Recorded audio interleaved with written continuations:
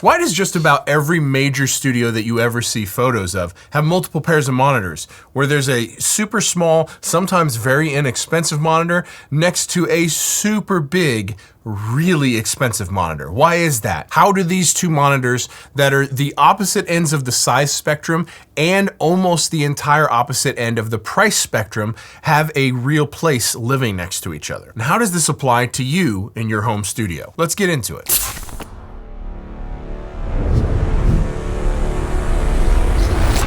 Hey everyone, I'm Cole Caparoon. Thank you so much for stopping by for another video. I am here in the beautiful Studio A at Sweetwater, and behind me are a pair of Neumann, where are they? They're right there. Behind me are a pair of Neumann KH80 monitors on the meter bridge of this Rupert Neve Designs 5088 console that is absolutely stunning. But what's interesting is these go for about $1,100 a pair. They're shockingly good sounding. But if they're so good, why is there also a pair of ATC SSL 150s that are $25,000 a pair? And I want to take a quick second to tell you about these two pairs of monitors, and then I want to get into the philosophy of why there is a small inexpensive pair in front of a extremely large, extremely expensive pair. And then I want to talk about the philosophy of why you should have multiple sets of monitors in your studio if you're doing professional work. And we'll touch on a little bit how to pick multiple sets of monitors. So these Neumann KH80s are the smaller version of the KH120s that I have in Studio B back at my place. I'm completely and utterly blown away by my KH120s, and I'm equally as blown away by these KH80s. And for a second set of monitors, I might even like the KH80s better than the 120s. I'm not sure. I need to hear them side by side. They have a very similar sound characteristics. They are very, very honest, very revealing. They feel very accurate in the time domain, and they have the same insane DSP system built in that my KH120s have that I just raved on in my KH120 video. I'm really falling in love with this line of monitors, and I've been thinking about adding a pair of KH120s to my Studio A. But now after hearing these, I may want to add some KH80s. That's for another video. Behind them is a pair of ATC SCM 150s. They are $25,000 a pair, and they are one of my all-time favorite studio monitors that I've ever heard. I've worked on a pair of SCM 150s dozens and dozens and dozens of times, and every time I get to sit in front of a set of 150s, it's just one of my favorite experiences. The detail in that ATC mid-range driver is shocking. It's probably the best mid-range on the entire market. Many years ago when I was doing my big monitor shootout, ATCs were in the running, but these are the pair that I actually really like the most, and they were out of my budget. They're big, they're super three-dimensional, the mid-range is insane, just everything about them. They're a holy grail monitor to me. But the question today is, why is there a tiny pair of KH80s in front of a pair of SCM 150s? How do these two monitors that are the opposite ends of the size spectrum and almost the entire opposite end of the price spectrum have a real place living next to each other? It is for the difference in perspective. See, our job as engineers, especially as mix engineers, is to make sure things translate. When we work on a piece of music in a studio like this, when we finish that project, when we call it done here, part of our job is to ensure that it sounds incredible on your cell phone, on your laptop, overhead at the grocery store, in the cheap Toyota Corolla stereo, in the super expensive subwoofers in the back car stereo, in the PA system, in the club. Our job is quite literally to make sure that what we deliver is going to sound good on absolutely everything. And that's where having more than one set of monitors comes into play. And the idea is the different monitors are good at different things, but not only are they good at different things, the idea is, for me, is I switch back and forth between the different monitors throughout the mixing process. And when there are no changes left to be made on any listening environment that I'm listening on, the small monitors, the big monitors, the headphones, when I can't find anything that I'd like to change on any of the listening perspectives, then I know that mix is going to translate well to the cell phone, to the car, to the earbuds, to the grocery store. Now, most famously in a studio like this, you would see NS10s up here. Yamaha NS10s, some of the most famous studio monitors in history. I have a pair at my studio still. And then you would see a big pair of like mains, like these ATCs back here. And the idea for me is I would spend, like if I had this exact monitor setup, I would spend 50% of the mix, 60% of the mix on the little Neumanns, and then I would check on the big ATCs.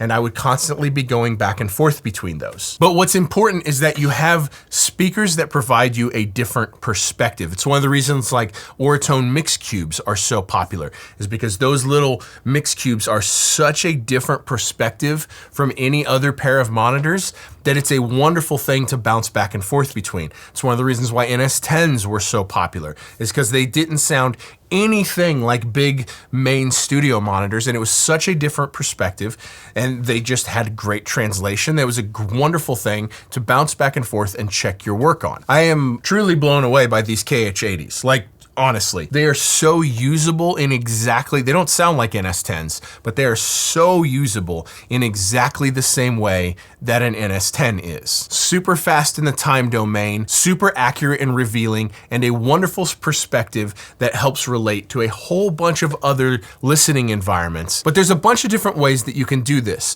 The very first step is to have a wonderful set of headphones. You have your studio monitors and you have a pair of headphones that you trust. There's a handful of pairs that I really like. My current favorite headphones for mixing is the Focal Clear MG Pro headphones. They're not inexpensive, but they are absolutely stunning and a wonderful second perspective. But you can just start with just that. You have whatever monitors you have, whatever headphones that you have, and when you're mixing or mastering or doing anything, checking your work, go back and forth between those until there are no changes to be made on either of them. When you want to step it up a notch, then it's time to get 2 pairs of monitors. Something big, something more full frequency spectrum, something smaller, something more limited frequency spectrum, so that way you have differing perspectives. And now you have 3 things to check: your headphones, your mains, and your second pair of monitors. And really, I think 3 options is the sweet spot. Headphones, a small pair of speakers, a larger pair of speakers. And when you're constantly switching between these 3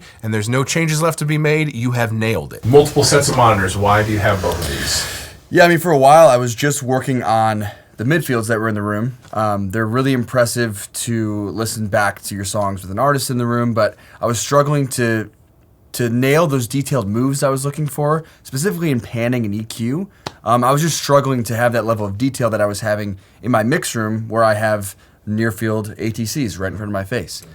So I wanted that same thing in this room, but not something that's too destructive. So these smaller Neumanns were not in the way of the big ATCs, but I was still able to, when the artist was in the room, I was able to switch to them, do some detailed moves, and really check what I was doing. And it's really changed the way my mixes translate from the tracking space to the mix room. Having multiple perspectives, but specifically because there are things that's easier on near fields. Totally. Yeah, having 2 tools for separate uses is ideal. So I don't want to just sit here and say that you have to buy expensive monitors. Quite the opposite, honestly.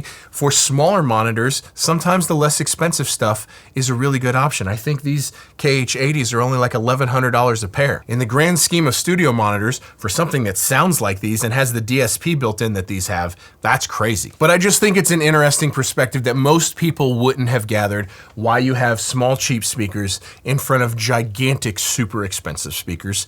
And this is the reason why. I'll put links down below for both of these monitors so you can go check them out, see exact prices, more specs, etc. And if you're interested in doing sessions here at Sweetwater's incredible studios, full of insane gear, I'll put links to that down below as well. Of course, those links do go to Sweetwater, so thanks so much to Sweetwater for sponsoring this video. Anytime you guys need any piece of musical gear whatsoever, you can jump on any one of my videos, click on any link in the description of any video. Once you're on the site, you can purchase absolutely anything you need. Costs you nothing extra. Goes a huge long ways to help me keep making videos like this.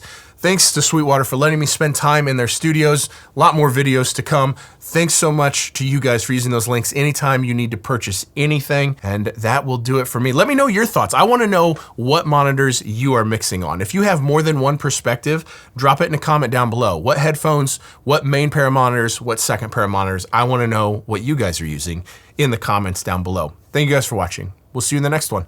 Peace.